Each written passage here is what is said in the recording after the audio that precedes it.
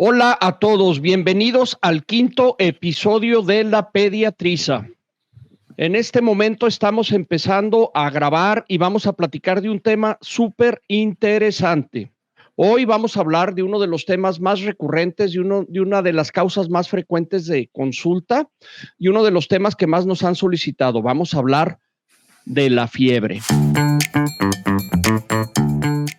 Ya conocen al equipo de pediatras. Aquí está Juan Carlos Carrera, que solidariamente se cortó el pelo a rapa para hacerme compañía, y me dicen los demás que todos van a hacer exactamente lo mismo para que para que estemos todos parejos en esto de las cabezas brillantes. Continuamos con sí. el No, sí. Perdón, adelante. No, sí, continúa.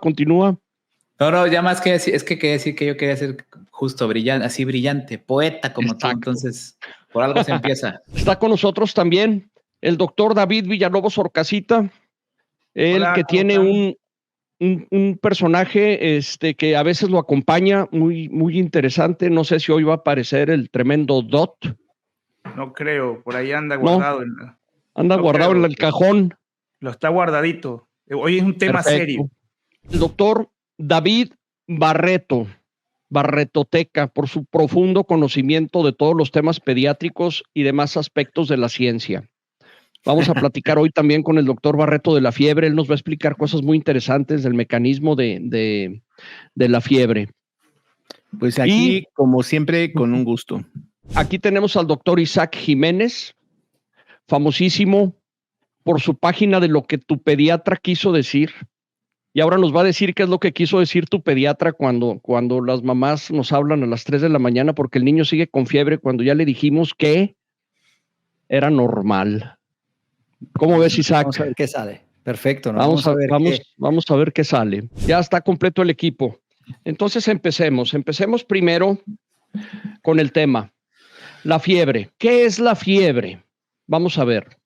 Empecemos con David Barreto. Cuéntanos, explícanos, por favor, ¿qué es la fiebre? Yo creo que en general algo muy sencillo, muy fácil de digerir.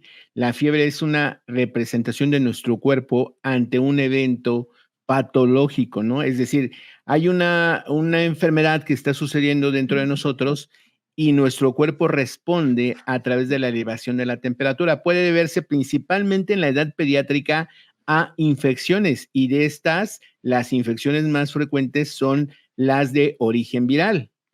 Cuando un virus entra a nuestro cuerpo, genera una serie de sustancias, entre otras puede generar pirógenos, que son elementos bioquímicos que actúan dentro de nuestro sistema nervioso central, elevando la temperatura del cuerpo por arriba del rango normal. Ahora tenemos que describir cuánto es el rango normal. El rango normal habitualmente en un ser humano es aproximadamente de 36.5 a 37.5 grados centígrados. Eso quiere decir que por arriba de 37.5 ya estamos hablando de una temperatura anormal. Habrá algunas definiciones ahí que varían un poquito dependiendo del grupo de edad, pero en general la elevación de la temperatura como respuesta a un agente que nos está agrediendo al cuerpo, puede definirse como fiebre en términos generales, ¿ok? En la edad pediátrica, las infecciones son la causa número 1, así que de ahí puede entrar la famosa calma, ¿no?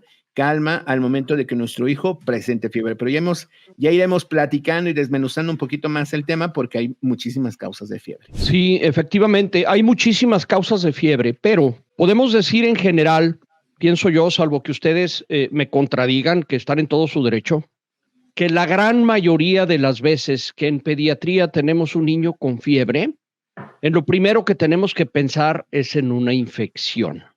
Así es. Cuando escuchamos la palabra infección, sobre todo cuando nuestros pacientes la escuchan, se quedan pensando en que ahora va a ser necesario administrarle al niño un antibiótico, puesto que tiene una infección.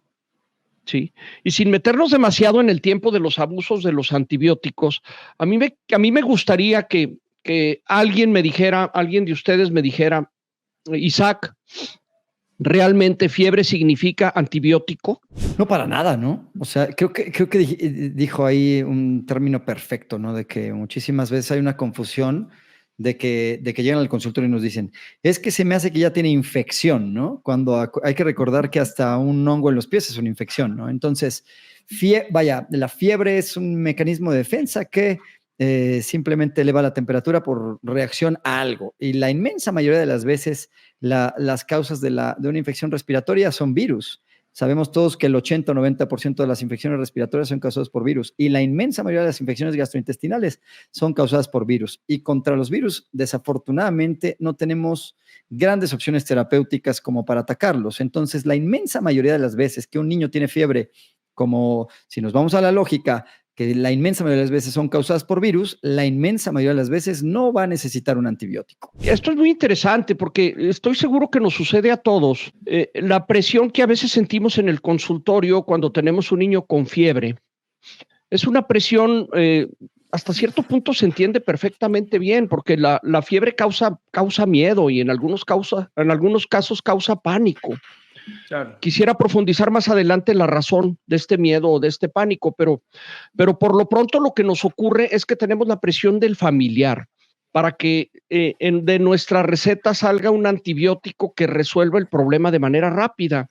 Isaac lo explica con toda claridad, vamos, no le vamos a dar antibiótico nada más así al niño que tiene fiebre, porque la inmensa mayoría de las veces, como bien has dicho, esta fiebre será causada por una infección, pero por una infección viral, lo cual significa que un antibiótico no solo será necesario, sino será perjudicial. ¿No es así? Sin duda. Entonces, exacto. Pues a mí me gustaría añadir algo ahí en el comentario con respecto a lo que decía el doctor Barreto.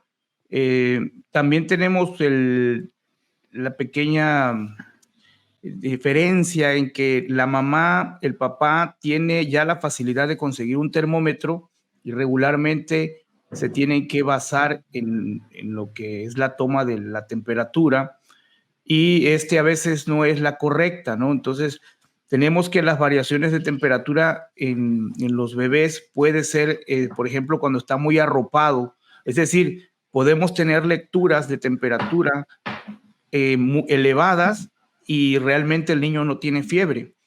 Por ejemplo, cuando nos llegan esos pacientes que están aparentemente con 38 grados y le toman la temperatura y está todo arropado con la colcha del tigre, guantes, gorro, calcetas, le toman la temperatura axilar, que es el termómetro, digámoslo así, el que más se vende, y pues va a salir en 38 grados, ¿no? Entonces, la toma de la lectura de la temperatura es muy importante también para tomar en cuenta si es fiebre o no es fiebre. Y también retomando, si decía la respuesta a la pregunta si tenemos fiebre, ¿es antibiótico? Es obviamente que no, porque también podemos dividir la fiebre en causas infecciosas y en causas no infecciosas. Entonces, porque hay algunas otras entidades que nos van a producir fiebre y que no necesariamente es una infección.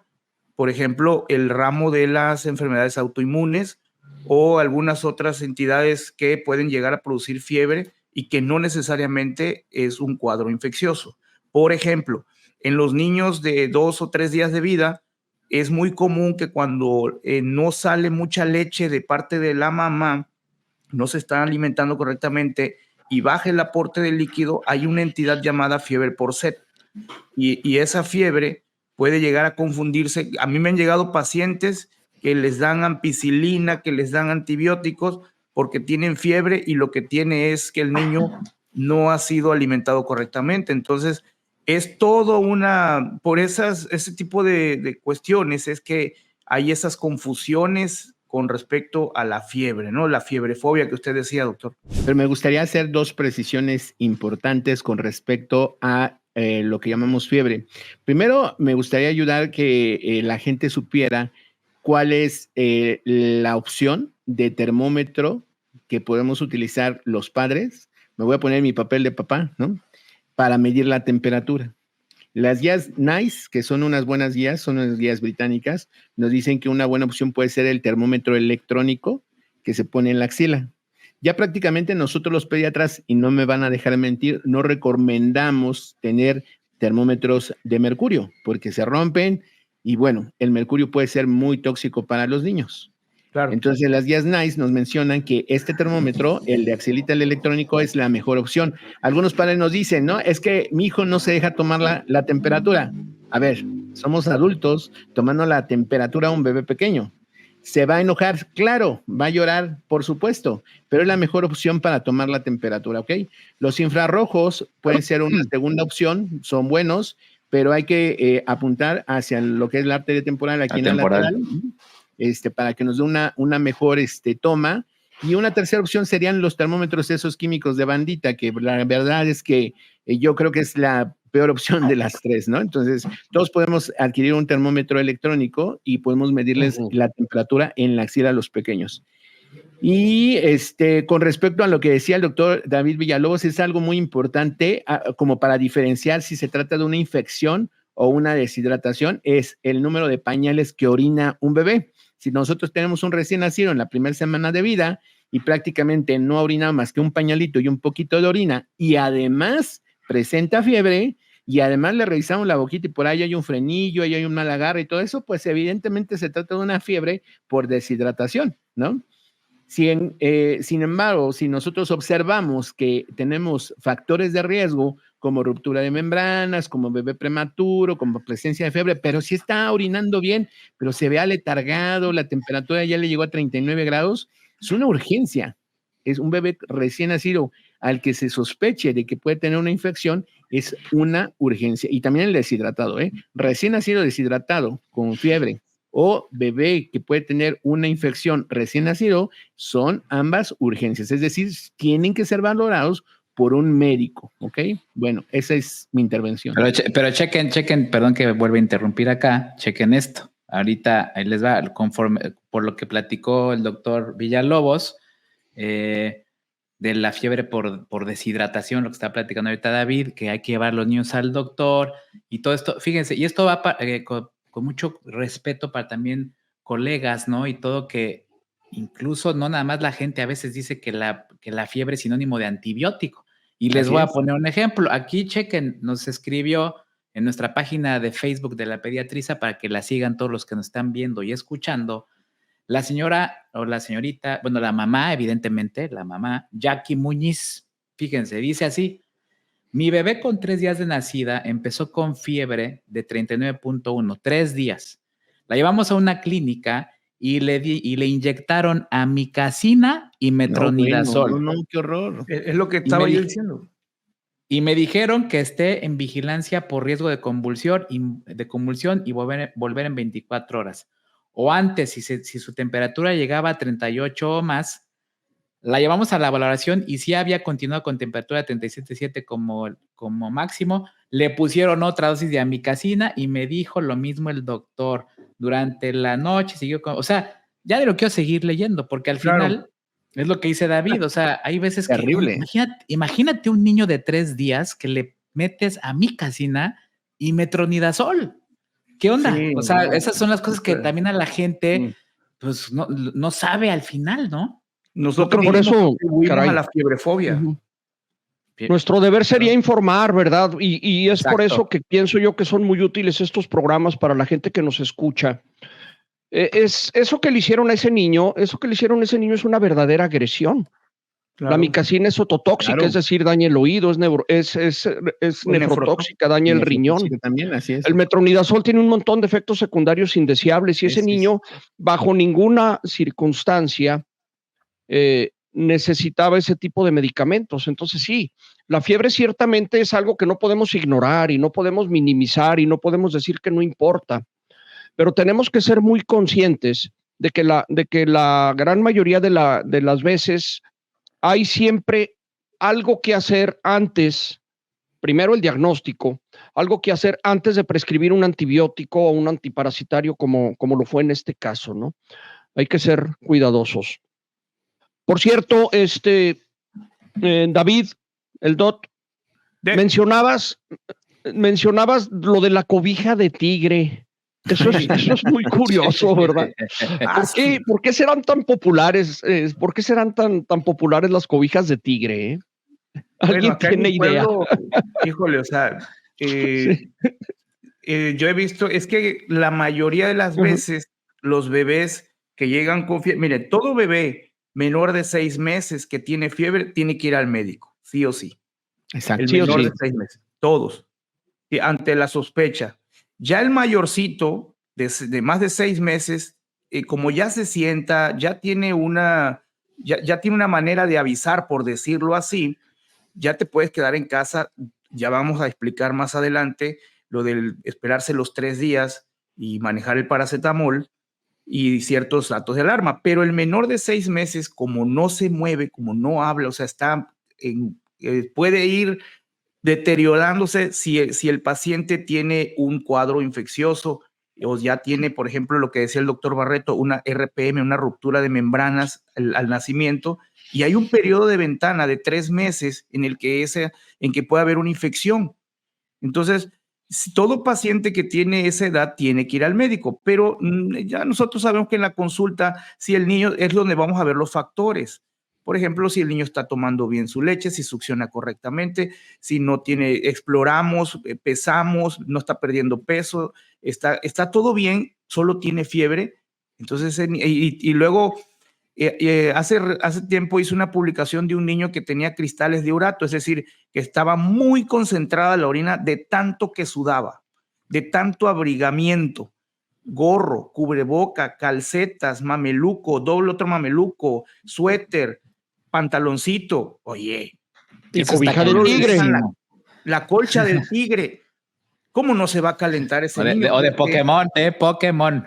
Exactamente. Sí. De hecho, ese tipo de causa o de etiología de fiebre tiene un nombre. Se llama fiebre por arropamiento. Se llama producción de calor que supera la pérdida. Así. Aquí lo estoy leyendo ahorita en el libro de Nelson. Sí, pero a la gente, o sea, por ejemplo, David, tú vives en Villahermosa, ¿no? Sí. Y hay un buen de calor. Yo, por ejemplo, que vivo en Cancún, hay un buen de calor.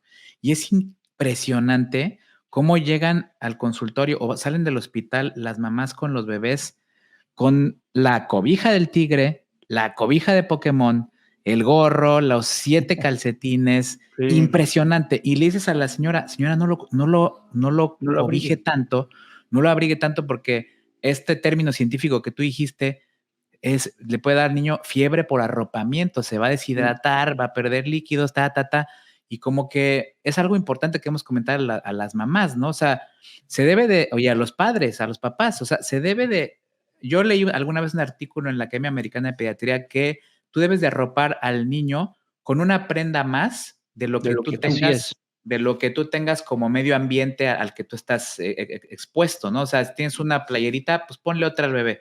Tienes un suétercito de manga corta, pues quizá ponle otro al bebé, pero no le pongas 70 encima porque seguramente le puede dar fiebre. Como cebollitas, ¿no? Como pues quiero puntualizar lo que decías, David Villalobos. Sí. ¿No? Al respecto de que hay que ser cuidadosos en este sentido. Hasta los 6 meses, independientemente de la causa de la fiebre, hay que revisar o al menos comunicarse con el pediatra. Al menos. Sí, a esa edad sí tenemos un límite, ¿no? Ahora, después de los 6 meses, si el niño tiene fiebre, ¿qué procede? ¿Qué vamos a hacer? ¿Cómo lo vamos a manejar? ¿Verdad? En el niño mayor de 6 meses sí cambian un poquito las cosas, ya no es una urgencia, ya no es una necesidad imperiosa de acudir a la consulta o de comunicarse con el pediatra. ¿Cuánto tiempo le vamos a dar a esa fiebre antes de que nos preocupe? ¿Y qué características tiene que tener esa fiebre para que no nos alarme tanto y podamos esperar un tiempo en casa y tomar algunas medidas? ¿Cómo ven este tema? Pues sí, ¿no? Creo que hay que ser, hay que ser cuidadosos, ¿no? A mí, mira, me gustaría leer hay un decálogo de la fiebre de la Asociación Española de Pediatría que seguramente alguna vez han leído, que viene aquí unos datos de alarma muy puntuales que hay que siempre tener en cuenta. Que viene, por ejemplo, manchitas en la piel de color rojo, que no desaparecen al estirar la piel, decaimiento o irritabilidad excesiva, difícil de calmar, rigidez de cuello, convulsiones o pérdida del conocimiento, dificultad para respirar, vómitos o diarrea persistentes muy abundantes que causan deshidratación, no orinar, o si la orina es muy escasa, y siempre que sea un niño menor de, aquí ponen 3 meses, en general 6 meses, creo que es muy factible acudir al médico, ¿no? Entonces, después de los 6 meses, si un niño tiene fiebre, yo creo que hay una cosa que a veces es un poquito complicado, que es el sentido común, ¿no? O sea, tú conoces más a tu hijo que nadie, ¿no? Yo siempre les digo a las mamás, nadie conoce más a tu hijo que tú. Si tú estás viendo algo que se salga por completo de la normalidad, probablemente ese mismo día tengas que ir al médico. Si tú ves, por ejemplo, que tu hijo empieza con fiebre, con síntomas claros de un resfriado, pues probablemente no tengas que correr al médico, puedes manejarlo con alguno de los medicamentos que normalmente se usan, que son más seguros para niños, y te podrías esperar 2 o 3 días sin problema alguno, siempre y cuando veas que su estado general sea bueno, esté tomando bien líquidos, y como hay artículos de las asociaciones de pediatría que dicen que siempre y cuando el sentido común lo aconseje, o sea, si tú ves que tu hijo está razonablemente bien, puedes esperar sin necesidad de correr a un servicio de urgencias o correr a un servicio médico, ¿no? Que pasa mucho que de repente a las mamás les agarra el pánico porque el termómetro, muchos los infrarrojos, que ya sabes que te pones acá y marca 37.4, aquí marca 39.8, etcétera, y corren a los servicios de urgencias, y a veces es más peligroso acudir en la noche corriendo a un servicio de urgencias. Creo que a veces vale la pena saber esperar siempre y cuando no haya alguno de esos datos de alarma que acabo de leer, ¿no? Sí, están geniales esos, están geniales. Muy interesante.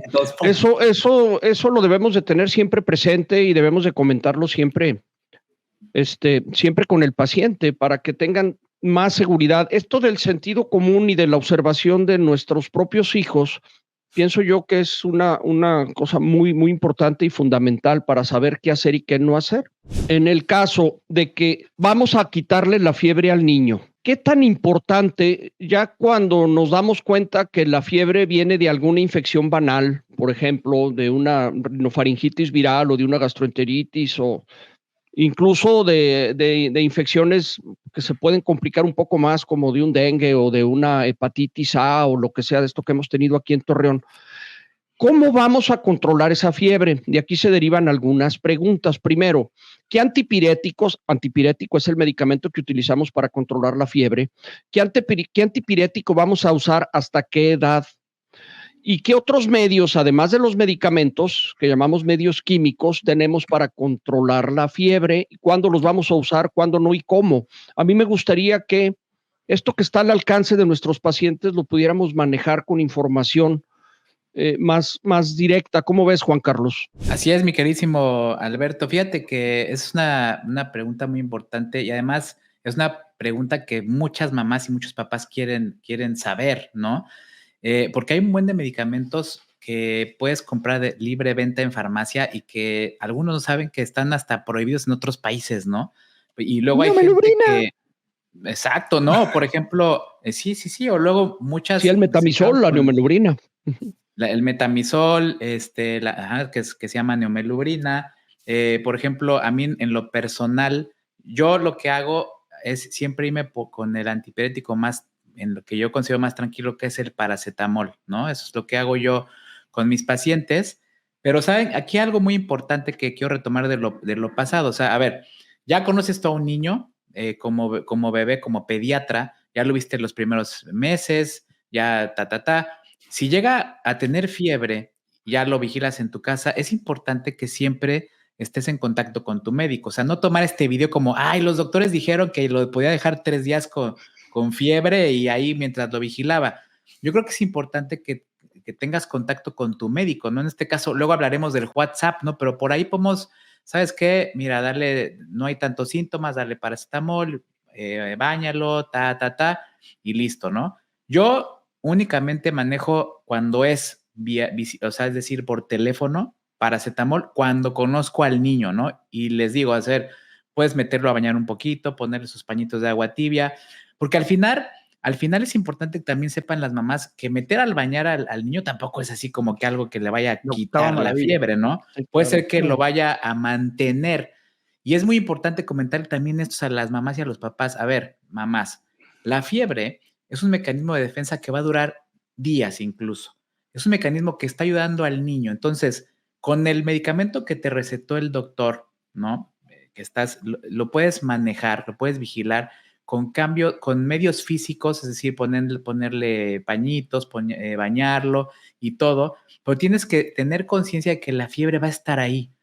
Tú puedes estar toda la noche, siempre le digo a mis pacientes, tú puedes estar toda la noche con tu hijo con 38 grados, toda la noche, y si tú lo estás vigilando, si estás con pañitos, si le estás dando el paracetamol y la fiebre se mantiene ahí, pues al final la fiebre es un luchador que está constante, dando en contra de los virus, las bacterias, lo que tenga ese niño, y que al final va a ganar.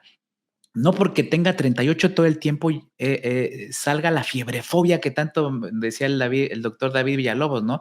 La fiebrefobia es que no se le quita, no se le va a quitar, en muchos casos no se les va a quitar. Creo que como que me desvié, mi querido José Alberto. No, pero está perfecto. Pero fíjate es importante, ¿no?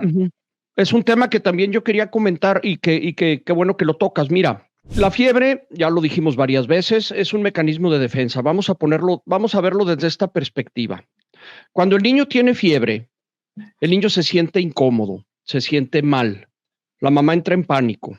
El niño se siente incómodo y se siente mal, pero para explicarlo de una manera coloquial, esos microbios que le están causando la fiebre al niño también se sienten incómodos, por decirlo de una manera, y también se sienten mal. Es gracias a la fiebre que esos microbios ya no se reproducen igual. Baja el índice de replicación viral y el índice también bacteriano. Estos niños mejoran y se curan gracias a la fiebre, junto con un montón de mecanismos de defensa más que tiene nuestro sistema inmunológico. Entonces, los pediatras no estamos desesperados por quitarle la fiebre al bebé. Queremos controlarla para que no se sienta tan incómodo, pero no tenemos necesidad de desaparecérsela, simplemente controlarla. Si el niño trae 40, que bien puede traer 40 por una simple rinofaringitis, no tendría nada de raro, pues no queremos que traiga 40, pero si lo mantenemos en 38.5 o en 38, está perfectamente bien. El niño tolera esa fiebre y esa fiebre le ayuda a salir más rápido de su infección viral. Y el pretender quitar la fiebre a la fuerza nos lleva a cometer errores que muchas veces tienen consecuencias. Por ejemplo, los antigripales, la mayoría de los antigripales que se venden libres en la farmacia, tienen algún descongestivo, un antihistamínico y tienen algún antipirético analgésico como el paracetamol. Entonces le das este medicamento, voy a decir el nombre, le das un antifludes. La mamá va y le da un antifludes al niño, tiene un antiviral, tiene un antipirético y tiene un descongestivo. Ya va ahí el paracetamol. Pero como la mamá se lo dio para la gripe, entonces le da algo para la fiebre, le da Tempra, el paracetamol. Ya lleva doble dosis de paracetamol. Y como la fiebre no se le quita del todo, le meten el ibuprofeno. Entonces este niño puede acabar en una hipotermia o puede tener algún problema de otro tipo porque las sobredosis tienen consecuencias, ¿no? Esta es una de las cosas en las que los abusos o la autoprescripción nos pueden dar problema. Y a mí me gustaría que enfatizáramos un poco más en el cuidado del manejo de la sobredosificación de los antipiréticos, ¿no? ¿Cómo ven esto? ¿Cómo ven ahorita, por ejemplo, salieron unos productos nuevos que están de moda, en donde en el mismo frasco está incluido un ibuprofeno y un paracetamol. ¿Qué piensan ustedes de este producto que están ahorita vendiendo y que se vende a pasto en las farmacias? Fíjense que antes de que platiquemos un poquito del riesgo de intoxicaciones, me gustaría comentar algo que no hemos platicado y que es muy importante, que es, ¿qué hacemos cuando mamá no tiene termómetro y nos dice que tiene fiebre? ¿Le creemos o no le creemos? De acuerdo a las guías NICE y a varias guías internacionales y a algunos estudios que no tienen tal vez una calidad metodológica muy amplia, nos mencionan que debemos de creerles. Claro. Y voy a leerles un comentario, les voy a leer un comentario que también nos escribieron ahí en el blog de la pediatricia que dice: Stephanie, mi peor experiencia ha sido la ida al pediatra por fiebre, ser regañada, juzgada, señalada de mala mamá, tachada de estar desinformada porque dice la pediatra que una fiebre no es motivo de consulta. Cuando siendo papás y sobre todo primerizos, nos da miedo a absolutamente todos. Y creo que muchas veces nosotros como médicos, no lo digo por nosotros, porque en realidad nos conocemos perfectamente bien, pero no nos ponemos en el lugar de los padres. No nos damos cuenta que esos papás que tienen por primera vez en sus manos a su bebé y que pensaban que todo iba a ser color de rosa, tiene 39.5 de temperatura. Y a lo mejor no tengo un termómetro porque pues finalmente no lo tengo, ¿no? Pero lo siento caliente y digo, no, tiene algo, tiene fiebre, tiene temperatura, tiene calentura, ¿no? Entonces yo quiero hacer una sugerencia en este momento a todos los médicos, enfermeras que nos escuchan, que si mamá dice que tiene fiebre, chécalo, revísalo, tómale la temperatura y verifica si tiene o no tiene fiebre, porque esa es nuestra labor como médicos. Bueno, esa era mi intervención, perdón por interrumpir lo de los medicamentos. Hombre, al contrario, está de pelos. Me parece una intervención extraordinaria porque, bueno, yo tengo algún tiempo en este camino de la pediatría y les puedo decir, seguramente ustedes lo constatan, que cuando mamá dice que el niño tiene fiebre, tiene. Exacto, claro. Las mamás se dan cuenta cuando el niño tiene algo. Muchos de los errores que yo he cometido de joven, sobre todo en el ejercicio de mi profesión, se han derivado de no escuchar. En esta carrera, el único que no se equivoca es el que no la practica. Exacto. Claro. Sí. Exactamente. Y de los errores que tengo, no ha sido por falta de conocimiento, ni han sido por descuido al revisar al paciente, han sido por no escuchar. ¿Saben cuál es ¿Saben? Yo pienso que la cuestión de la fiebrefobia se ha generado por la desinformación de ambos lados, tanto de los médicos hacia los pacientes como de los pacientes entre ellos mismos. Por ejemplo, uno de los comentarios más votados era en mi página, era el de si la fiebre era una urgencia, IAML. Bueno, esos nombres, ¿no? ¿Es necesario salir corriendo a urgencias si mi niño tiene fiebre? Si mi niño tiene fiebre, pero no se queja, no llora y hace sus actividades normales, ¿es necesario ir a urgencias? ¿Es necesario medicar? ¿Qué opinan de alternar medicamentos para la fiebre? Y aquí podría entrar eso del medicamento, por ejemplo, paracetamol con ibuprofeno. Esta pregunta no fue la más votada, pero se me hace importante por lo de que usted mencionaba de la combinación de medicamentos. Por ejemplo, ese medicamento es de un laboratorio que se caracteriza por hacer combinaciones hasta de 3. Yo recuerdo que había uno del reflujo por ahí que tenía, híjole, o sea, era una bomba.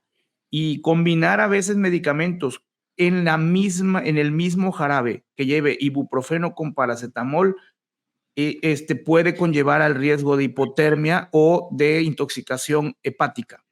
Entonces, por eso ese medicamento que lleva ibuprofeno con paracetamol, yo no lo uso precisamente porque puede producir intoxicación mucho más rápida. O sea, no nos da margen a usar otro. Es diferente a usar, por ejemplo, en una toma doy paracetamol y si no baja, bueno, en 4 o 6 horas uso el ibuprofeno, ¿no? Eso es totalmente distinto. Y bueno, no sé si alguien tiene alguna otra observación con respecto a la combinación de ese medicamento en específico de paracetamol con ibuprofeno. Eso habrá que leerlo en algún artículo. A ver, mi querido Barretoteca, si tú tienes algo por allá. Porque yo recuerdo haber leído alguna vez, ahorita desafortunadamente no les quiero echar ahí el chorote. Yo me acuerdo que había un artículo por ahí que yo leí que no se estaba recomendando mucho el alternar incluso como médico el paracetamol y 4 horas después el ibuprofeno, porque al final sí es mucha carga al hígado, ¿no? En lo personal, yo lo que hago es, esto es personal, manejar un antipirético, ¿no? Dependiendo cómo vea el nivel de fiebre, de infección, eso lo hacemos nosotros como pediatras, ¿no? Al final, yo casi uso o puro paracetamol o puro ibuprofeno, por el hecho de no sobrecargar tampoco el hígado de este y los riñones de este pequeñito, ¿no? Pero habría que investigar y poner acá abajo en los comentarios a ver si hay algún artículo al respecto, David. Si me permite nada más tantito, Carrera, por ejemplo, si tú esperas las 4 o 6 horas, el medicamento si está la dosis correcta, debería de aclararse renalmente, pues, y ya te abres a la posibilidad de usar otro medicamento si no te está funcionando. Es una cuestión, hay un poquito más de de farmacología, ¿no? Quiero completar esta información con el siguiente aporte. Los dos sabemos perfectamente bien que pertenecen al grupo de los AINES, básicamente son antiinflamatorios no esteroideos, ¿no? Y los dos tienen mecanismos muy parecidos, de hecho, similares, prácticamente iguales para términos generales, ¿no?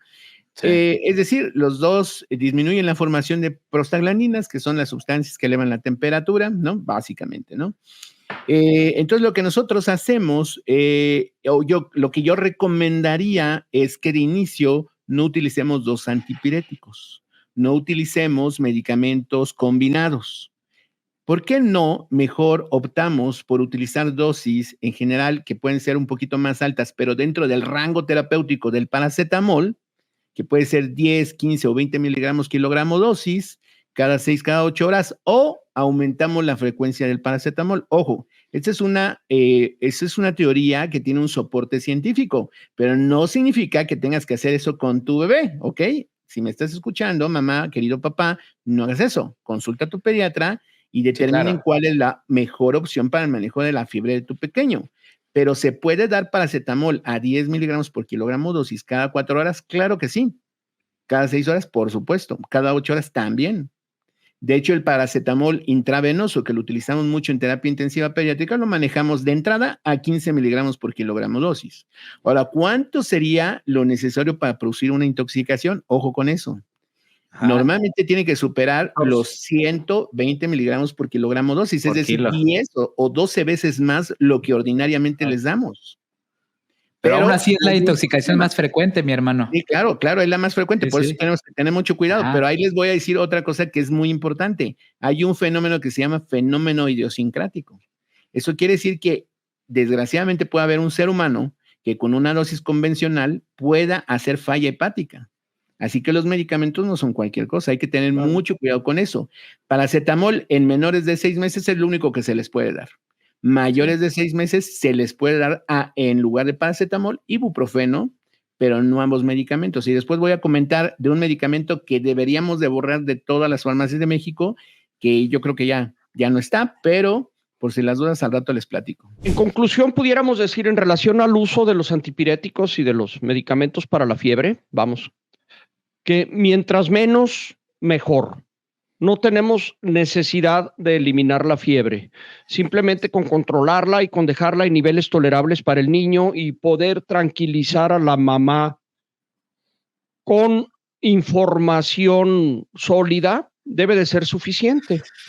Claro que los vamos a utilizar, son útiles, son buenos y no solo quitan la fiebre, son analgésicos y el dolor sí lo tenemos que quitar. Esa es una de las funciones principales de cualquier médico a cualquier nivel, quitar el dolor. Es primordial.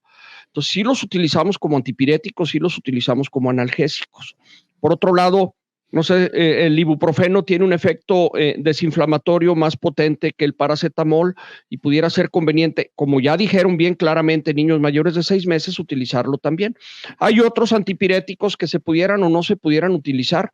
La mayoría de las veces, esto lo dice la Academia Americana de Pediatría, estos 2 medicamentos serán suficientes para todos los niños prácticamente a partir de los 6 meses, el ibuprofeno, el paracetamol abajo, a todas las edades. No es raro que tengamos que utilizar otros, quizá en alguna ocasión, pero es raro. Exacto. Podemos potenciar, por ejemplo, el naproxeno con paracetamol, que mejora mucho el efecto analgésico. Ahí de ese también muchas veces se utiliza como autoprescripción. Ahora, otro punto que quisiera comentar, ¿qué hacemos con los medios físicos? ¿Cómo manejamos la fiebre sin utilizar medicamentos? Porque aquí también se cometen errores interesantes y a mí me gustaría ver qué experiencias se han tenido en ese sentido. Algunas divertidas, si no fueran trágicas. Oigan, perdón que me quiera meter otra vez en lo pasado, perdón. Dale, nada más para concluir lo pasado, es importante, yo lo que hago con mis pacientes, mamás, papás que nos escuchan, llevas a tu hijo al pediatra, te diagnostica una infección viral o una infección bacteriana, lo que sea, supongamos una bacteriana, antibiótico, tienes que esperar, y eso va para los compañeros pediatras y amigos doctores, hay que explicarle a las mamás y a los papás cuánto tiempo deben de explicar, porque luego tomes esto y ya, y a las 4 horas te están hablando, doctor, otra vez tiene fiebre. No, Carrera a los 30 minutos, amigo. Igual. Sí. Por eso es importante este programa, ¿no? Este tipo de programas. O sea, mamás y papás, el niño que tiene una infección va a tener mínimo 48 horas de estado febril agudo. En lo que hace efecto el antibiótico o lo que te ha mandado el médico, ya hablamos de lo que teníamos que hacer con la fiebre. Listo, perdón, ya.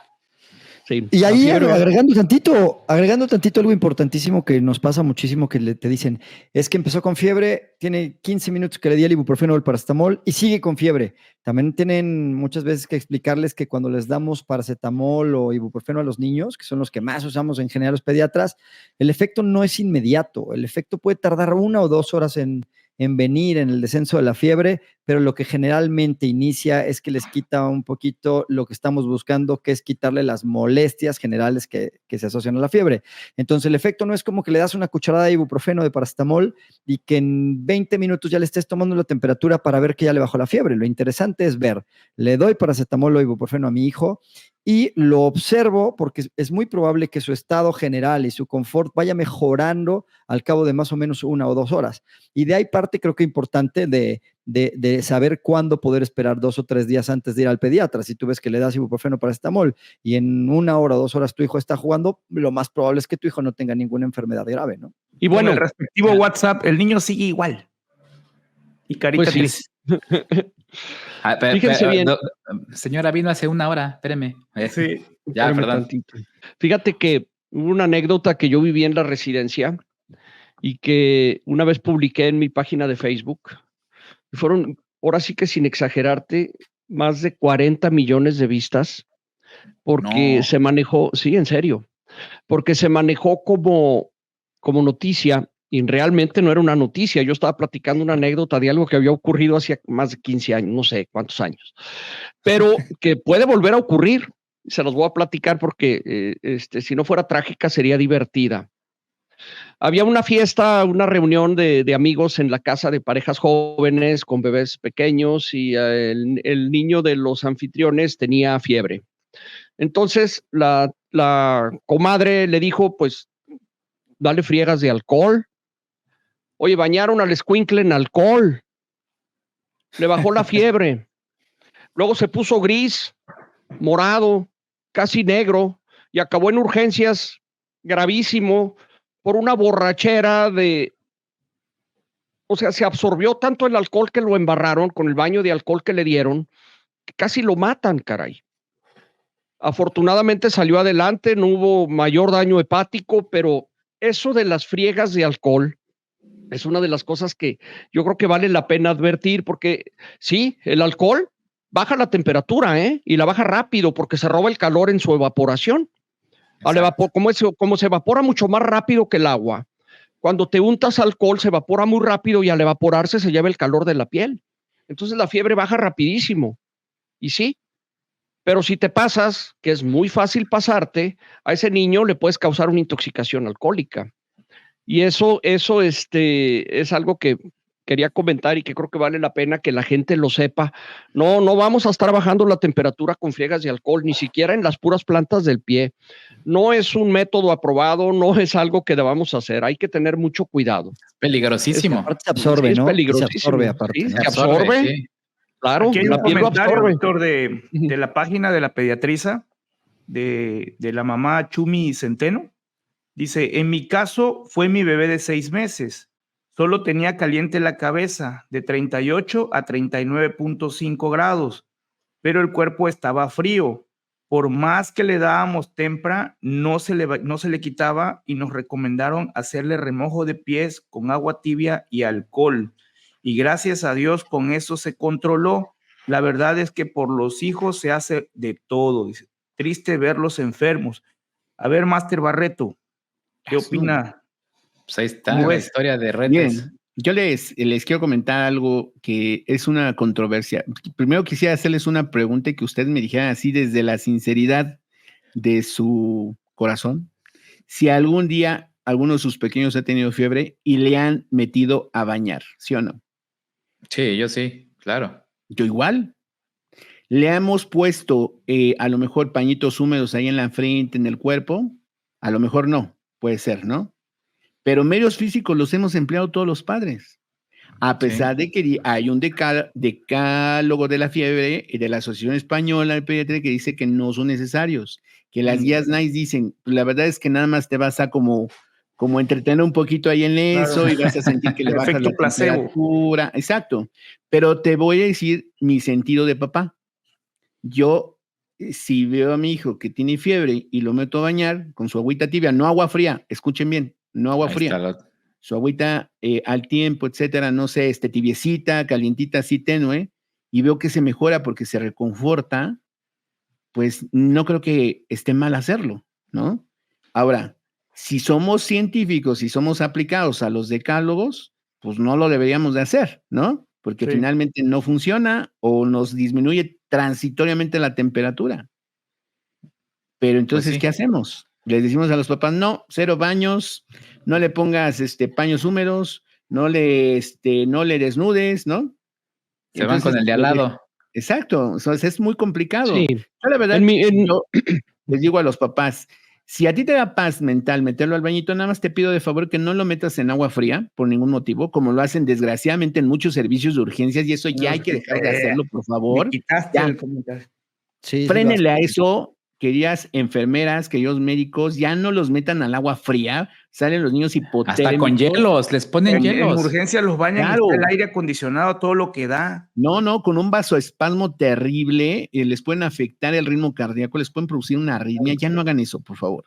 Eso y es tortura medieval, además. Sí, no, arcaico, terrible. O sea, ya está fuera de todo contexto.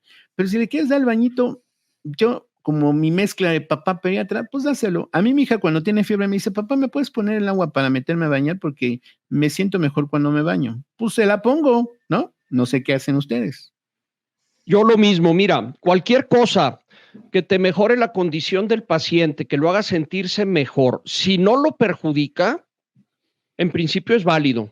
Un baño con agua calientita, con agua tibia puede hacerse, no hay ningún problema. Que no sirva realmente para bajar la temperatura, que además ni pretendemos bajarla, que sabemos que es un mecanismo de defensa. Lo que pretendemos es que el paciente se sienta mejor, que el niño se sienta más cómodo. Es perfectamente válido. Aclarando, eso sí, los baños con agua helada, que ya deberían de estar proscritos y que se siguen utilizando en muchos servicios de urgencias, son una barbaridad, ¿eh? Vamos a suponer que el niño trae 40 de temperatura, se siente incómodo. Le pones la tina para bañarlo a 35 grados. La temperatura normal del cuerpo está alrededor de 37. A 35 grados esa agua está caliente. No te meterías tú a bañarte en un agua de 35 grados, está caliente, pero está a 5 grados por debajo de los 40 que trae el chamaco. Esa temperatura va a bajar lentamente para igualarse a la del agua. El niño lo va a sentir de manera cómoda, se va a sentir a gusto, va a ser un baño agradable. No vas a resolver ningún problema de la patología que trae el niño, pero lo vas a hacer sentirse mejor. Si lo metes a 15 grados o peor cuando le ponen hielo, eso es espantoso. Lo que causas es una vasoconstricción periférica, es decir, los vasos sanguíneos de la piel se cierran, el niño se pone morado, empieza a temblar como mecanismo de defensa contra el frío y hasta después causas un efecto paradójico. La fiebre puede aumentar más. Entonces, sí es válido, aunque no sea ortodoxo, es válido porque no perjudicas. Y si nos vamos al principio fundamental de la medicina de primero no dañar, yo no veo ningún inconveniente. Los paños no me gustan tanto porque el niño se moja y se siente incómodo después, pero un bañito no le veo problema, le veo problema. Y también vale la pena decirle a los papás que, porque muchas veces se imaginan y hacemos muchas veces cosas sugeridas como para intentar que no suba tanto la temperatura. Hay que decirle a los papás que la fiebre al fin y al cabo tiene una explicación y tiene una intención. Y no es como que si no le das nada a tu hijo va a llegar a 50 grados. O sea, eso lo va a ir controlando el cuerpo y lo más probable es que si no le das nada y lo mantienes destapado. Yo generalmente a mis hijos no los meto a la tina ni nada, yo los mantengo destapados, con sentido común, sin estar encuerados, destapados, hidratados y buscando su confort, nada más, ¿no? Y la cuestión aquí es que los mantengamos cómodos, ¿no? Y la temperatura no es como que si no le das nada va a llegar altísima. Fíjate que muy buena tu observación, permíteme, porque no quiero que se me escape. Me dicen mucho, doctor, ¿y hasta cuánto le va a subir la temperatura o hasta cuánto puedo permitir que le suba? Qué bueno que lo mencionas, Isaac. No, tranquilos. No va a pasar eso, ciertamente. No va a seguir subiendo la temperatura a un grado peligroso.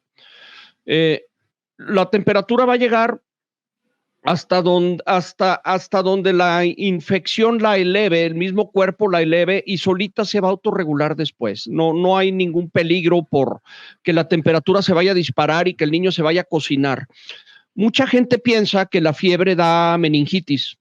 Es un tema que queremos tratar, pero antes ibas a hacer un comentario, David Barreto. Sí, yo nada más quería comentar que qué hacemos los adultos cuando tenemos fiebre, ¿no? Yo en lo personal, cuando tengo fiebre por algún padecimiento, el COVID, etcétera, ya saben, ¿no? El ibuprofeno y mis cobijitas, ¿no? Y a sudar. Y a los niños no, a los niños tienen fiebre, pobrecitos, lo primero que hacen es desnudarlos, meterlos al agua fría, ponerle los paños húmedos, digo, hay que ser como congruentes, ¿no? De por sí estar enfermo es feo, los niños se sienten mal, así que hay que tratarlos con mucho cariño, ¿no? Ya nada más quería redondear esto, doctor Estrada. Cierto. Muchas gracias, sí, es muy importante. Si el niño está enfermo porque tiene un virus y no lo vamos a poder curar hasta que se cure solo, mientras le dure el virus vamos a hacer que se sienta lo mejor posible. Exacto. Claro. Vamos a tranquilizar a la mamá, vamos a tranquilizar al papá, porque piensan que esa fiebre trae consecuencias y tienen razón en pensarlo. Ellos no saben medicina, ellos no son médicos, los médicos somos nosotros, a los que nos corresponde explicarles a los papás que esa fiebre no va a dar meningitis, que no se le va a derretir el cerebro y que no le va a causar convulsiones porque son idiosincráticas. Ahorita hablamos de las convulsiones febriles, es a nosotros, porque los miedos que tienen desde su perspectiva son razonables. Entonces, si nos metemos en este tema, primero, ¿de dónde viene este tema de que la fiebre da meningitis? Es un gran temor, todas las abuelas te lo dicen y todas las tías. Es que hay que quitarle la fiebre porque le va a dar meningitis al niño, lo han escuchado, supongo, ¿verdad? Sí, claro, sin duda. Claro. ¿De dónde vendrá? Yo creo que hay dos puntos ahí importantes que intervenir. O sea, yo creo que ya tuvimos un capítulo especial hablando de vacunas, ¿no?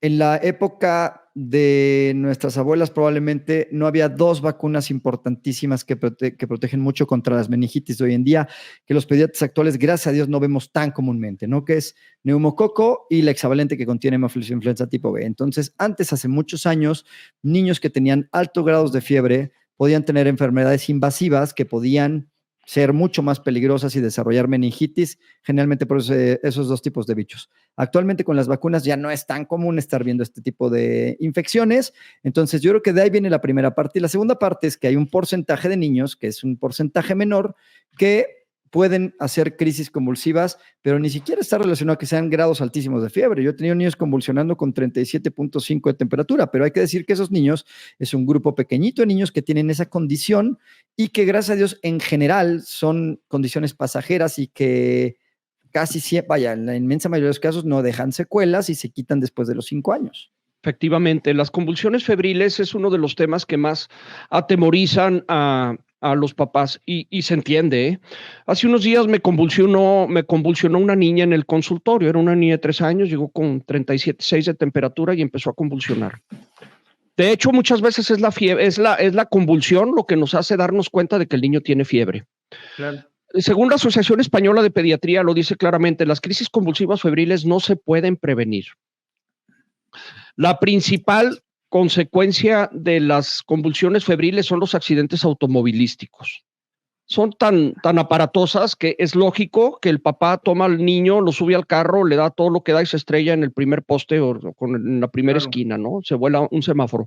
Entonces aquí sí es importante que la gente sepa, las convulsiones febriles se presentan entre el 3 y el 5% de los niños sanos. De los niños. Se presentan en niños sanos, sí, de los niños con fiebre, pero son idiosincráticas. Eso es decir, quiere decir, el niño que no tiene esta condición de sufrir crisis convulsivas febriles puede tener 40 de temperatura y no va a convulsionar.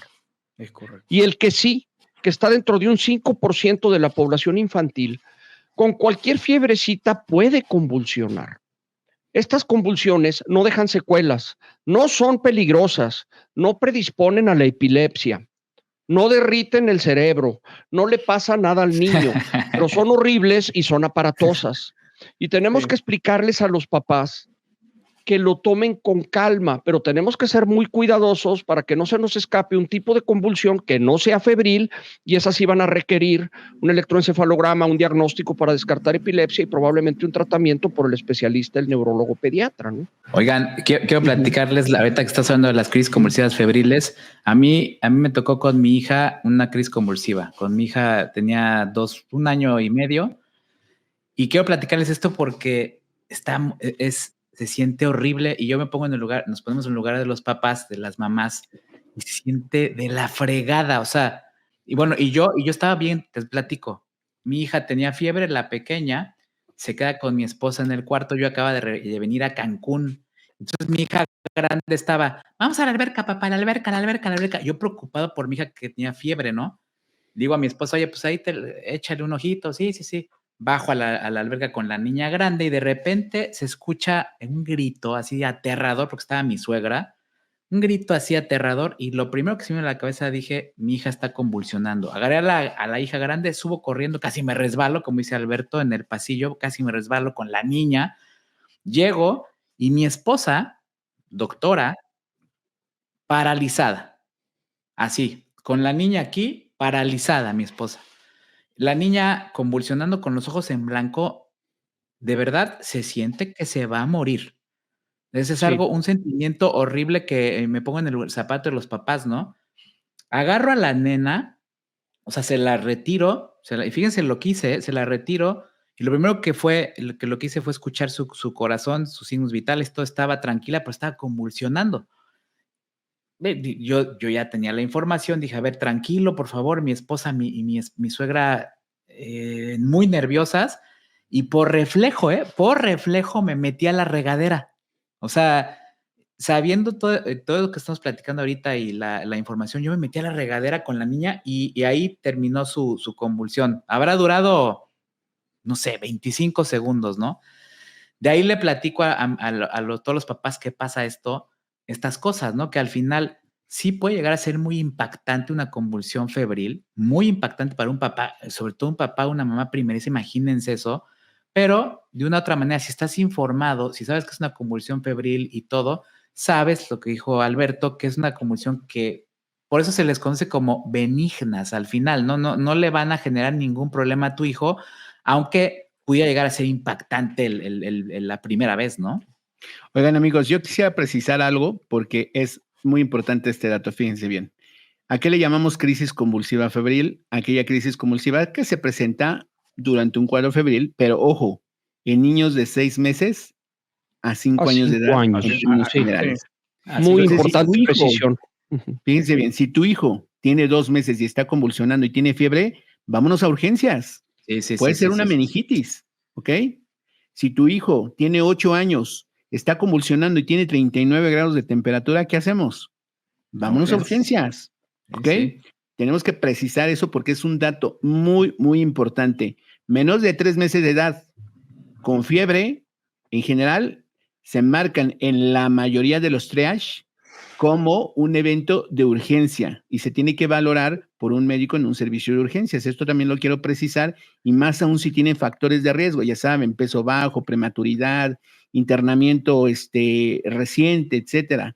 También tienen que ir a urgencias. Yo recuerdo en el Hospital Juárez de México, cuando fui jefe de urgencias pediátricas, que los residentes de menor jerarquía se enojaban porque las mamás llegaban con el recién nacido con fiebre, y le digo, a ver, ¿cuánto tiene temperatura? 39, doctor. A ver, vamos a revisarlo. Oigan, ¿y de dónde vienen? Ah, doctor, es que hace una semana salimos de la UCIN. Aguas, infección intrahospitalaria, ¿están de acuerdo? Claro. Entonces, tienen que ser valorados perfectamente bien y por un médico de preferencia, que por desgracia no sucede en los servicios de salud en general, por un médico de experiencia y con conocimiento, ¿no? Bueno, ahí les dejo esta intervención. Importantísima, porque el precisar la edad es fundamental para que podamos hablar de crisis febriles. Si no están en ese rango de edad, tenemos un problema. Tenemos que descartar ahí, no sé, una epilepsia, una meningitis, cualquier otra cosa, o incluso un tumor. Sí, es importante también qué es lo que haremos si bueno, ok, tenemos un bebé de 1 año y medio y está convulsionando. ¿Qué hacemos?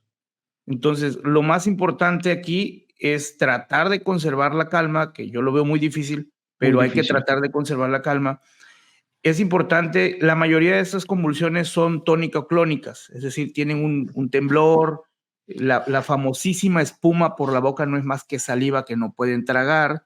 Entonces, casi los bebés no se muerden la lengua, a diferencia de un epiléptico como el que vemos en la calle, en las películas, todo eso. Pero es importante que no intenten meterle nada a la boca para que no se vayan a asfixiar y tampoco ustedes se vayan a lastimar el dedo. Hace poco hubo un futbolista que convulsionó y su compañero rival le metió el dedo y lo tacharon de héroe. Pues realmente no era lo correcto. No puedes meter la mano en una persona que está convulsionando, te puede llegar a mutilar el dedo. Esa es una. Y la otra es que no intenten detener las convulsiones. Así o sea, es. no lo van a hacer. Eso se va a ir quitando solito, como dice el doctor Retes. La idiosincrasia viene siendo como la afinidad que tiene la neurona, es el cerebrito inmaduro de un niño de 6 meses, año y medio, 2 años, 3 años, a ser como susceptible a la temperatura cuando va subiendo. Entonces, cuando ya tiene una temperatura un poco elevada, el paciente empieza a tener el colapsa y ya viene la convulsión. En ese caso, hay que proteger la vía aérea, pues hay que ver que esté respirando. Les voy a contar esto así rapidísimo. Un paciente que teníamos en el Hospital del Niño, ese paciente tuvo una crisis convulsiva febril y por irse se pasó todos los saltos el papá con el niño convulsionando. Y hemos escuchado estas historias, pero esta a mí me impactó muchísimo. Cuando llegó el niño en todo el viaje, o sea, no va a ser lo rápido que tú llegues a un doctor lo que le va a quitar la crisis convulsiva. Y en todo el viaje el niño se fue con el cuello doblado. ¿Y qué pasó?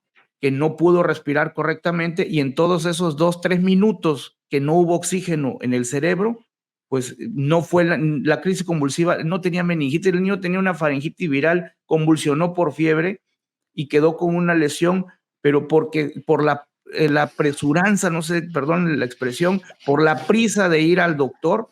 Entonces hay que mantener la calma y saber que el tiempo en que te vas a hacer de tu casa a ir al doctor, que son, ponle tú, así mínimo, 3 minutos, no sé dónde vivas, pero a lo mejor te haces más, pero 3 minutos te lo vas a llevar, espérate. Tenga tu niño, chécate que esté respirando. Si está respirando, ya le hiciste, porque ese niño no va a tener hipoxia. La crisis convulsiva, al pasar, comenzará a respirar normal, se le quitará lo morado, lo pálido, lo que sea, pero porque en ese momento lo ven de todos los colores. El viernes pasado recibí a una niña igual, con un periodo ya después de la convulsión. Se llama periodo posictal. Prácticamente cuando llegan al consultorio, llegan ya después de la convulsión, no llegan convulsionando, es decir, nosotros ya no le hacemos nada, ya empezamos a ver por cuál fue la causa, pero casi al servicio de urgencias que lleguen convulsionando, ese es un porcentaje muy pequeño. Entonces, por eso es importante esa medida, ¿no? De no meterle nada en la boca y no tratar de detener las convulsiones, los movimientos, porque se pueden lastimar. Hay que quitar todo con lo que se pueda golpear el paciente. Ese apunte quería hacer nada más. Sí, realmente está perfecto. Independientemente, perdón, Carrera, independientemente de la causa, la única forma de detenerlas así radicalmente es con medicamentos, y eso se hace en el ámbito intrahospitalario y con la seguridad correspondiente. Perdón, Juan Carlos, adelante. No, de hecho, estaba muy atento a lo de David Villalobos, porque estaba como que poniendo los puntos que hay.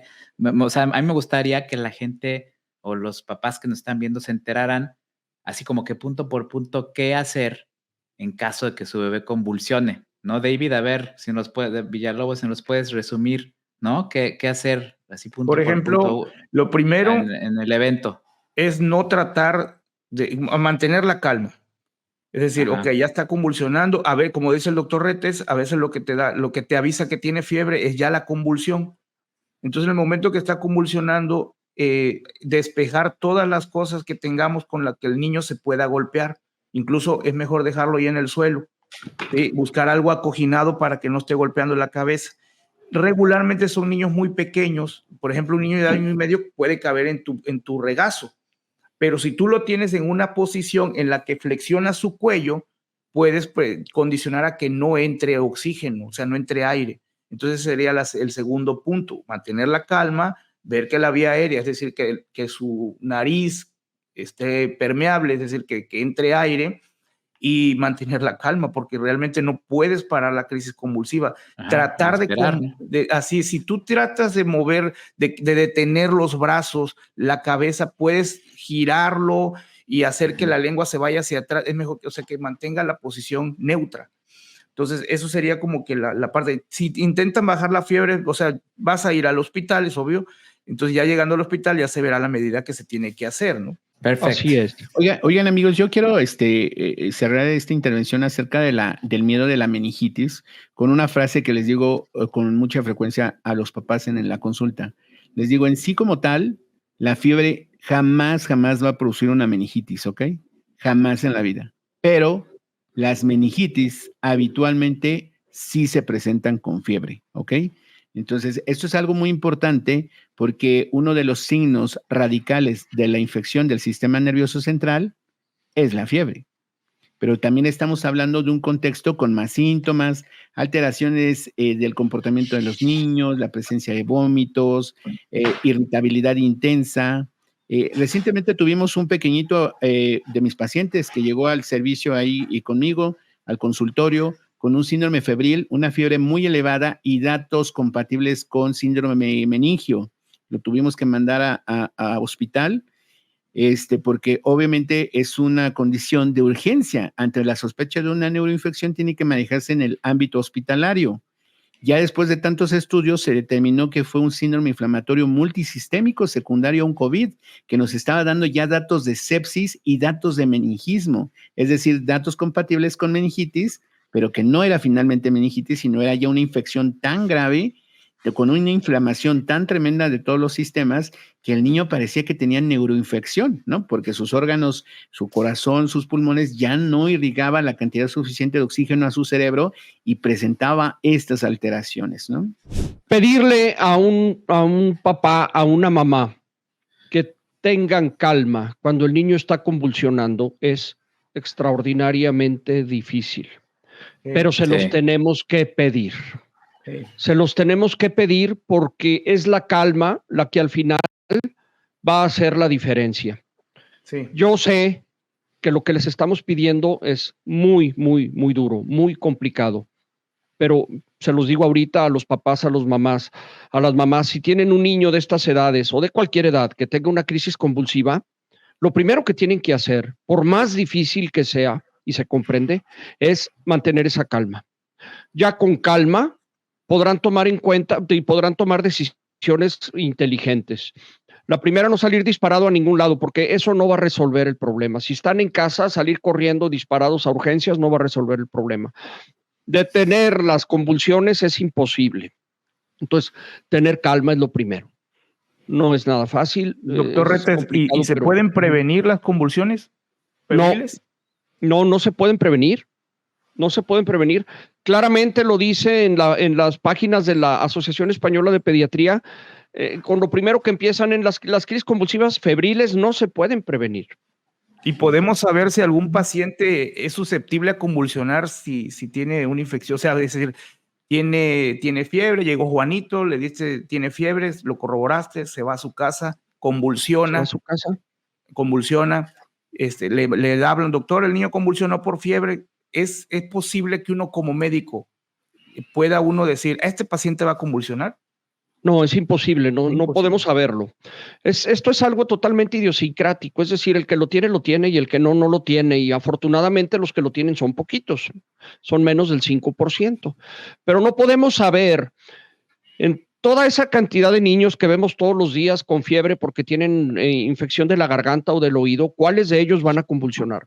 Sabemos que lo harán algunos, pero no sabemos cuáles y no lo podemos prevenir porque, como decíamos al principio, estas crisis febriles se presentan con grados de temperatura realmente, a veces con lo que llamamos febrícula, 37.5, 37.6 pueden convulsionar. Sí. Ahora, cuando presentan... Perdón, doctor. ¿Estamos de acuerdo que un evento convulsivo único febril pues en general no amerita más que seguimiento ahí por el pediatra, ¿no? Pero ¿qué sucede cuando ya convulsionó 2 veces por fiebre? Sí, es que aquí, por ejemplo, aquí el papá, la obligación de los padres es ir al hospital y estar en contacto con el médico para que el pediatra, pueda clasificar si esas convulsiones son primarias o secundarias, ¿no? Que es ya un tema que ya es como nos podemos diversificar muchísimo, pero sí, efectivamente, como dice mi querido David, o sea, no es así tan como que ya convulsionó una vez. No, o sea, si sigue convulsionando, ahí ya hay que empezar a ir con, ya está indicado neurólogo. Neurólogo, claro. Electroencefalograma. Electroencefalograma, o sea, y es dentro de las siguientes 24 horas. O sea, habitualmente una crisis convulsiva primaria se da en un evento en 24 horas, o sea, en un día. Si se convulsiona más veces por fiebre, aunque valga la redundancia, aunque sea febril, neurólogo pediatra. Así es sencillo. O electroencefalograma.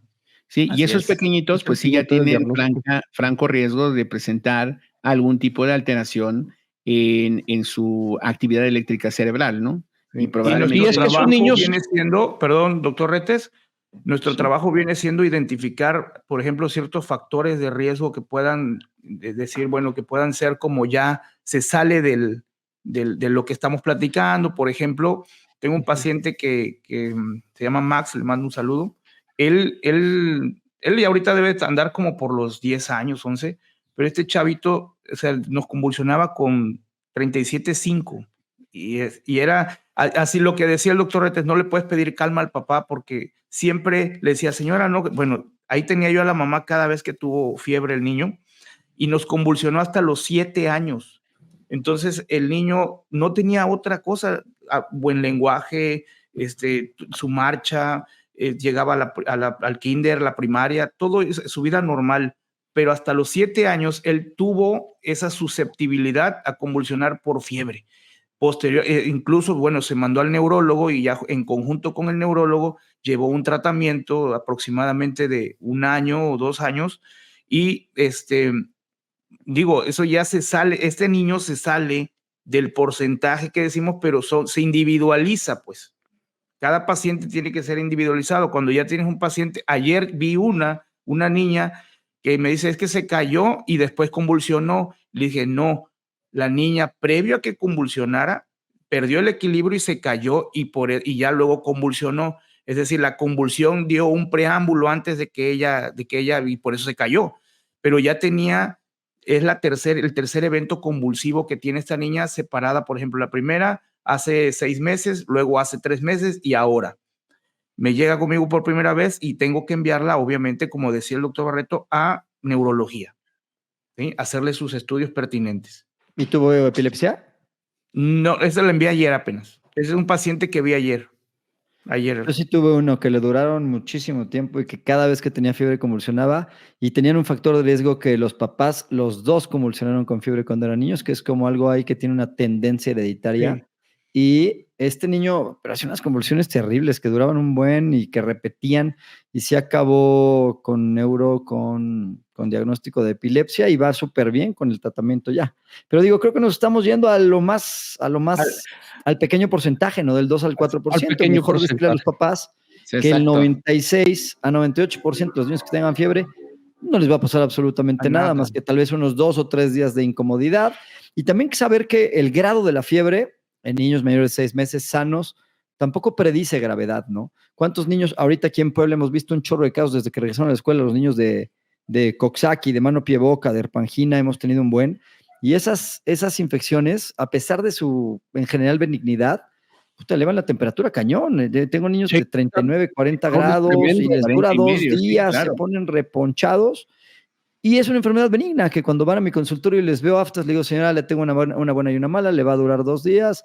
Y la buena es que es una enfermedad totalmente benigna, pero les eleva la temperatura muchísimo y eso no quiere decir que estén graves, ¿no? Yo les pongo muchas veces el ejemplo a las mamás de que si tienes 2 niños, aquí tienes un niño con 37.8, pálido, con dificultad para respirar, pero 37.8, y aquí tienes un niño con 40.5 grados, pero está en general bien, con su paracetamol cómodo, tomando líquidos. ¿Cuál es el grave, no? O sea, muchas veces el grado de la temperatura no nos va a predecir qué tan grave es la enfermedad que tiene nuestro hijo. Ese comentario es muy, muy valioso. Yo lo quiero enfatizar, Isaac. El grado de temperatura no nos habla de la gravedad de la patología, ¿eh? Lo que nos habla de la gravedad de la patología son otros signos y síntomas que van juntos y son los que como médicos tenemos que observar y que como médicos también tenemos que educar a los papás para que lo sepan reconocer.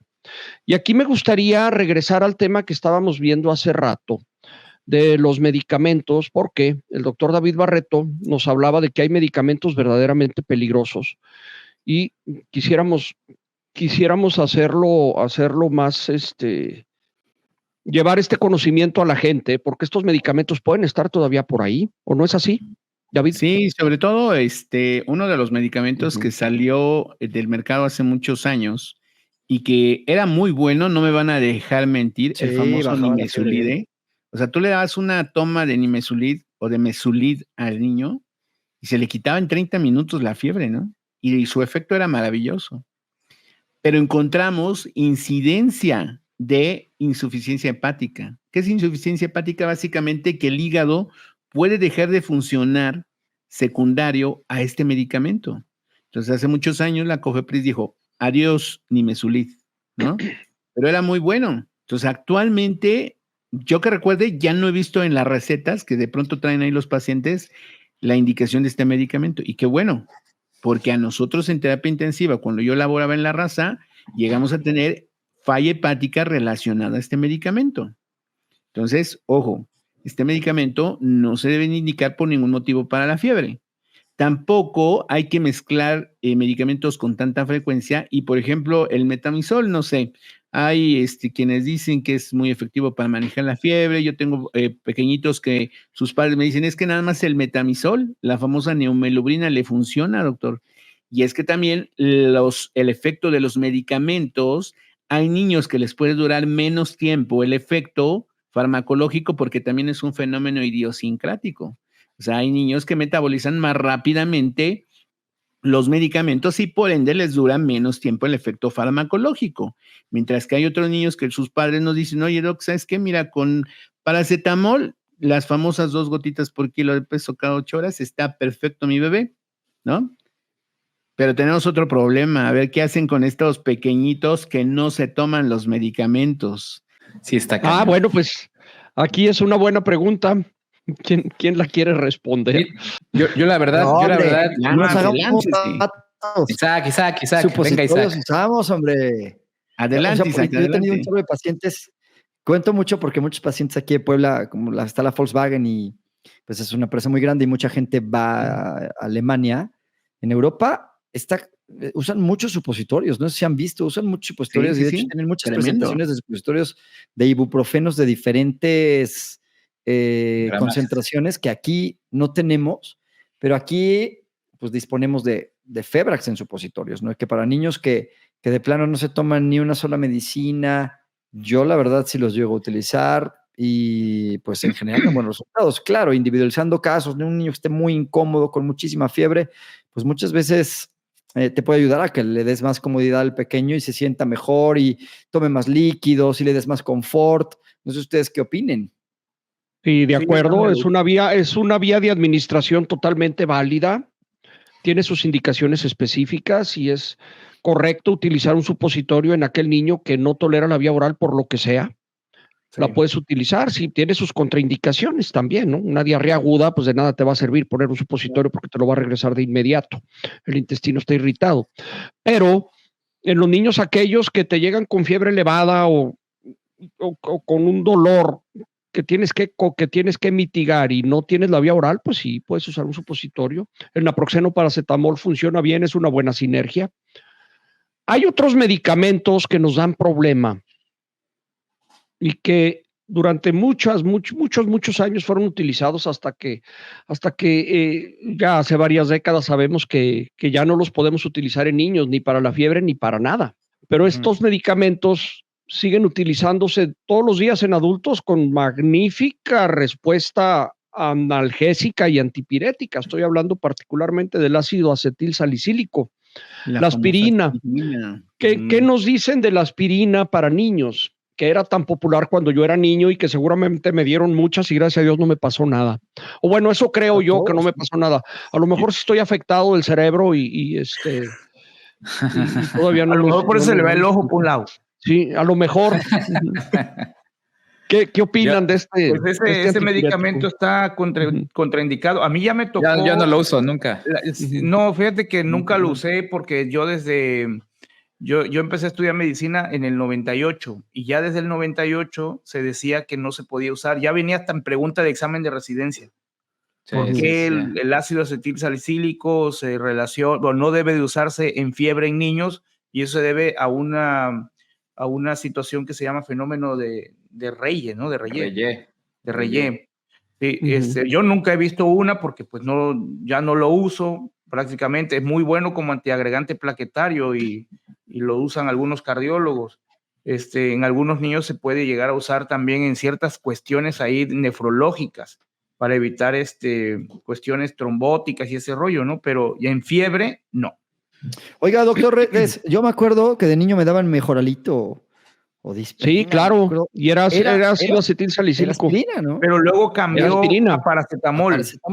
Ya, el nombre comercial ya es paracetamol ahora, pero cuando yo era niño, la aspirina para niños era de uso diario, eran de color de rosa y tenían un sabor dulce muy agradable.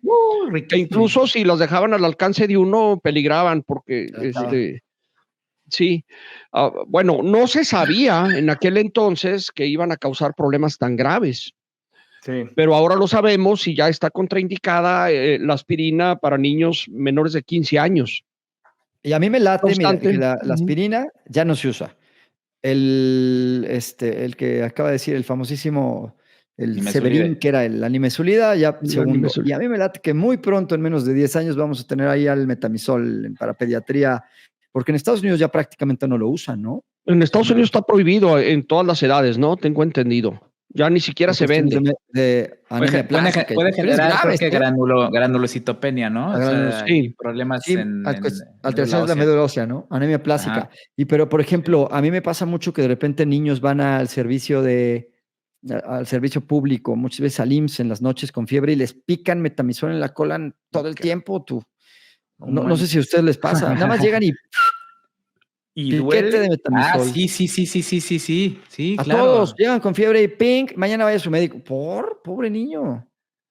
Sí, yo creo que no es una conducta correcta. De hecho, la Academia Americana de Pediatría maneja como opción primera y casi última 2 antipiréticos, ¿no? El paracetamol y el ibuprofeno.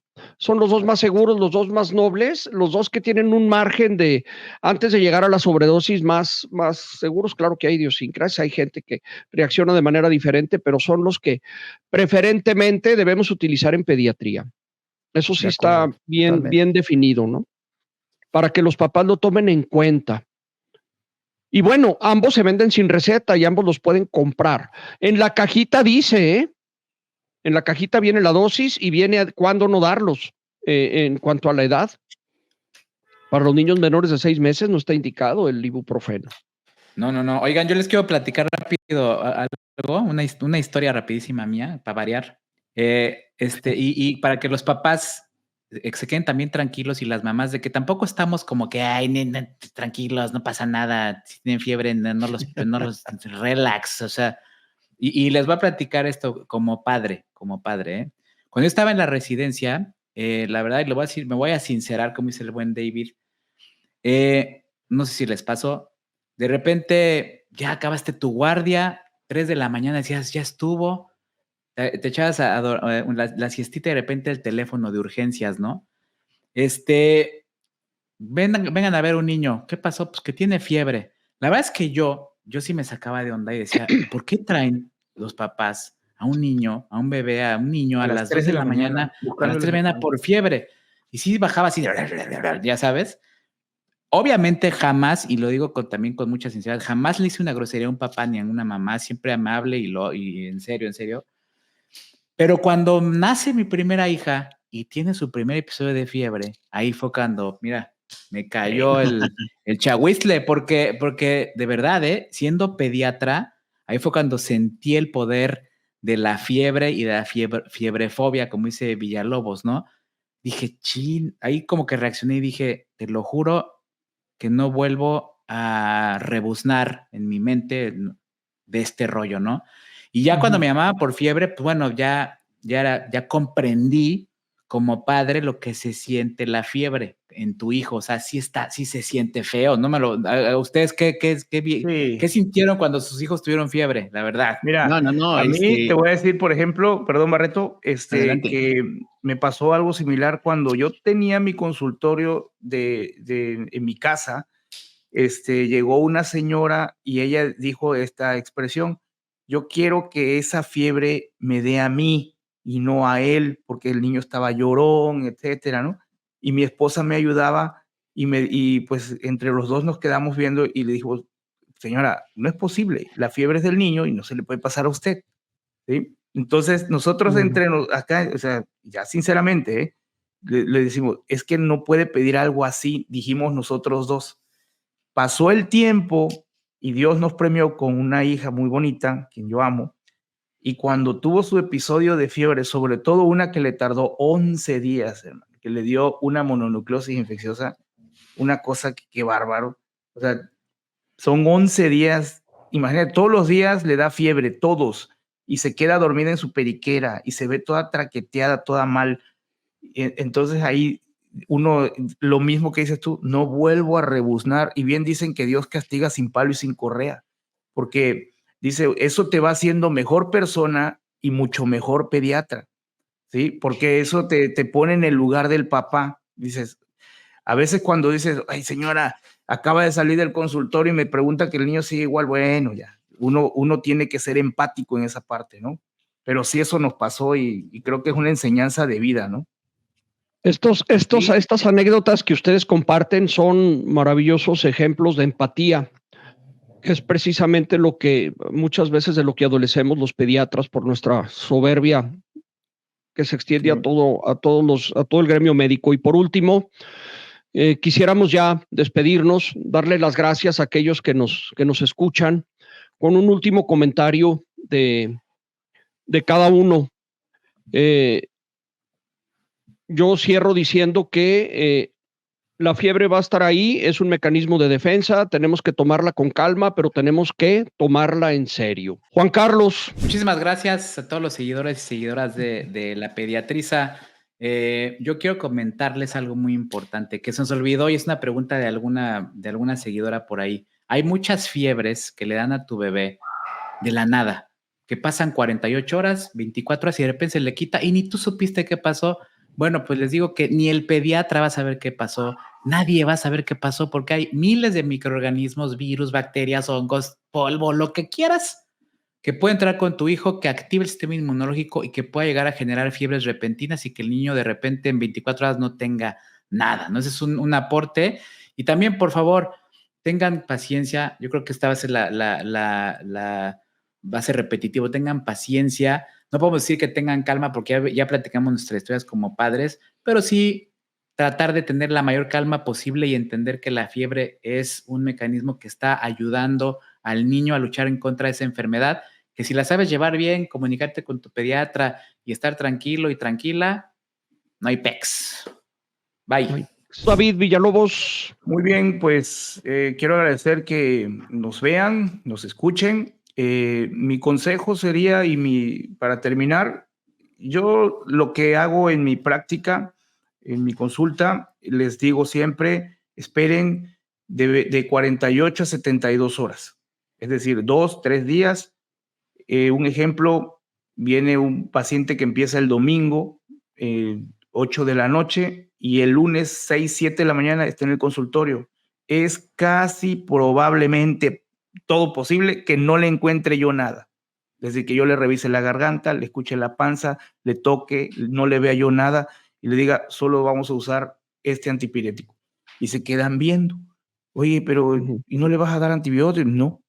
¿Por qué? Porque muy probablemente ese cuadro infeccioso o tiene dos caminos, o se cura solito, o bien ya nos empieza a manifestar más cosas a partir del segundo o tercer día. Ya empieza a haber moco, tal vez ya empiezan a vomitar o empiezan a tener diarrea y vuelven otra vez. Entonces, La paciencia es muy importante, confíen en su pediatra, confíen en su médico. Yo siempre les digo, espérense que tarde 2 días. Es probable que ese paciente no le encuentren ninguna afta, puntitos, no tenga tos, solo tenga fiebre, tal vez un poco de dolor de cuerpo, pero ese periodo de tiempo nos ayuda a nosotros también a tomar decisiones. Si ustedes llegan al tercer día de fiebre, documentado de que 3 días ha tenido fiebre, ya nuestra mente empieza a pensar en otros diagnósticos y ya empieza el cuerpo a defenderse con otras maneras. Por ejemplo, ya empieza a haber tos, o empieza a haber escurrimiento nasal, o empieza a haber ronchitas, etcétera. El decálogo que dijo el doctor Isaac, por ejemplo. Ese sería mi aporte. Quiero darle las gracias a todos, a ustedes también, compañeros, amigos, y buenas noches. David, estaba pensando en lo que estaba diciendo mi tocayo, el doctor David Villalobos, y yo quisiera completarlo con algo que es muy importante. Miren, esos famosos 3 días de fiebre pueden acortarse. Si tu hijo presenta, además de la fiebre, no sé, moretones, ¿no? Sarpullido, vómito, diarrea profusa, alteraciones del comportamiento de tu bebé, ya, olvídate de esos 3 días, es momento de irnos a urgencias o a revisión con tu médico. Esto es muy importante porque a veces nos toman esos consejos que damos así de forma muy literal, ¿no? Y sí es bueno porque son orientativos, pero es muy importante que nosotros valoremos cada situación. Un niño que tiene fiebre, está jugando, está corriendo, está comiendo, en general se mantiene por momentos cansadito, se duerme, etcétera, está bien.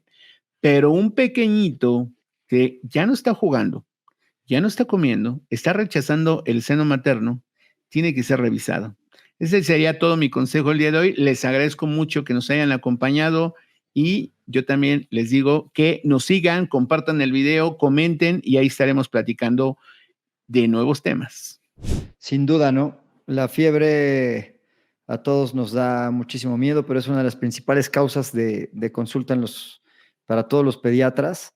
Hay que tener mucha paciencia, intentar ser lo menos agresivo para tratarla y creo que al decir menos agresivo, contarles una anécdota de que la vez que mejor canté las canciones de José José fue cuando me intentaron bajar la fiebre untándome alcohol en el cuerpo, porque se me absorbió cañón. Síganos a todos. Buenas noches. Buenas noches. Buenas noches a todos. Gracias. Que les vaya muy bien. Bye. Adiós.